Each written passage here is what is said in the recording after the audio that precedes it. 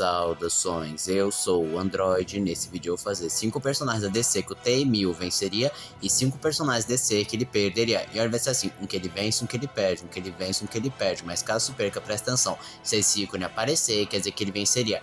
Mas se esse ícone aparecer, quer dizer que ele perderia. Então quem deu a sugestão vai estar na descrição. Chega de enrolação e vamos lá. Asa Noturna. Em geral, a Asa Noturna é muito melhor em combate em relação ao T-1000, mas ele não pode contra o corpo maleável dele. De fato, talvez ele pudesse desestabilizar bem parcialmente com seus bastões de choque, mas ele não poderia destruir nem abater o T-1000, que é implacável, e se estivesse determinado a matar o Asa Noturna, ele o faria.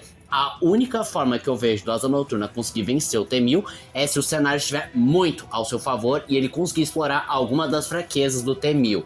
Doutor Polaris.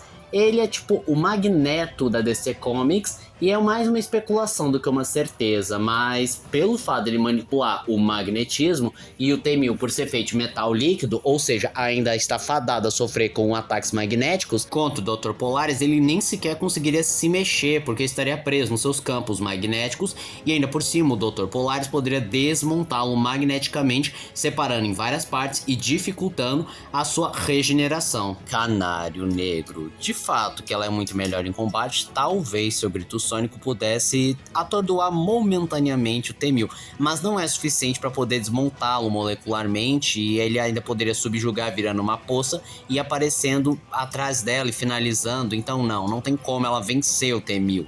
Major Força. Ao começar que os atributos físicos dele são bastante para pelo menos dar socos que retardariam momentaneamente o fator de cura do próprio T-1000 e até mesmo atordoaria ele, assim como ele é bem resistente ao ponto de praticamente não ter como o T-1000 conseguir machucá-lo verdadeiramente. Mas o seu grande trunfo é a sua habilidade energética, que não só poderia vaporizar o próprio T-1000 até não sobrar nada, assim como suas rajadas são antimatéria, ou seja, isso mudaria completamente a estrutura física do próprio T-1000, e se mudado, ele não pode se regenerar.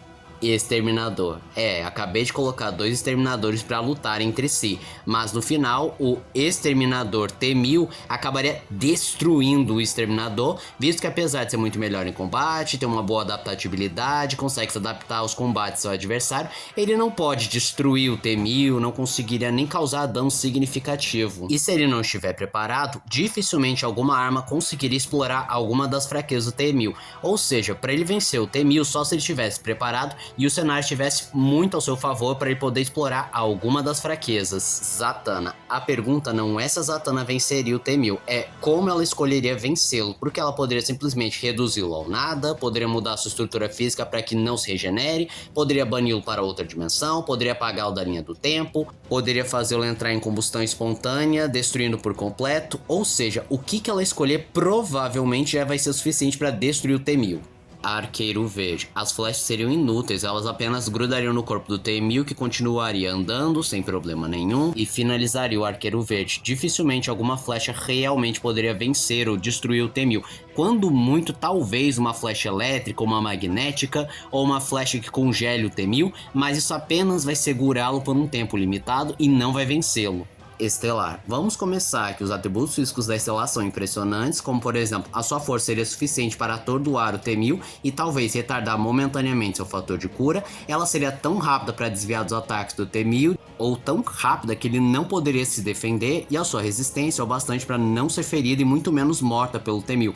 Mas o que inegavelmente daria vitória contra o T-1000 é as suas rajadas energéticas, que são tão quentes quanto o próprio Sol, ou seja, se ela usar todo o seu poder contra o T-1000, ela reduz ele ao nada. Capuz Vermelho. Simplesmente não tem como ele vencer o T-1000, porque as balas apenas atravessariam o corpo e ele se regeneraria, continuando andando, e aí ele tentaria entrar no combate físico contra o T-1000. Péssima ideia, porque o T-1000 poderia criar vários membros para atacar ele e finalizar o Jason Todd. De novo, a única forma do Jason conseguir vencê-lo é se ele tiver alguma arma específica ou o cenário estiver muito, mas muito a seu favor para explorar alguma das fraquezas do T-1000. nuclear. Existem duas opções para ele simplesmente destruir o T-1000. A primeira é usar sua manipulação atômica, mexendo na sua estrutura corporal, modificando para que ele não se regenere, ou que ele se desfaça, ou até mesmo vire qualquer outra coisa, ou ele descarrega sua energia nuclear e de extremo calor para explorar a principal fraqueza do T-1000, que é altas temperaturas, pois mexe na sua estrutura física e ele simplesmente seria transformado em nada. E isso seria possível por duas razões. Primeiro, o nuclear já conseguiu fazer uma energia tão poderosa que se assemelhava a um Big Bang, e ainda por cima, o professor Mark Einstein perceberia os padrões do T-1000 e aconselharia quem quer que estivesse compartilhando a consciência a jogar todo o calor em cima do T-1000. E esse foi o vídeo de hoje. Se você gostou do vídeo, se inscreva no canal, compartilhe o vídeo, comente, dê seu like. Também não esqueçam de ativar as notificações, chave de like caso gostem dos meus vídeos. E se aparecer a opção hypar pra você, hype o vídeo, isso me ajuda bastante. E se puder, vire membro, ajude o canal. Então eu sou o Android, digo tchau!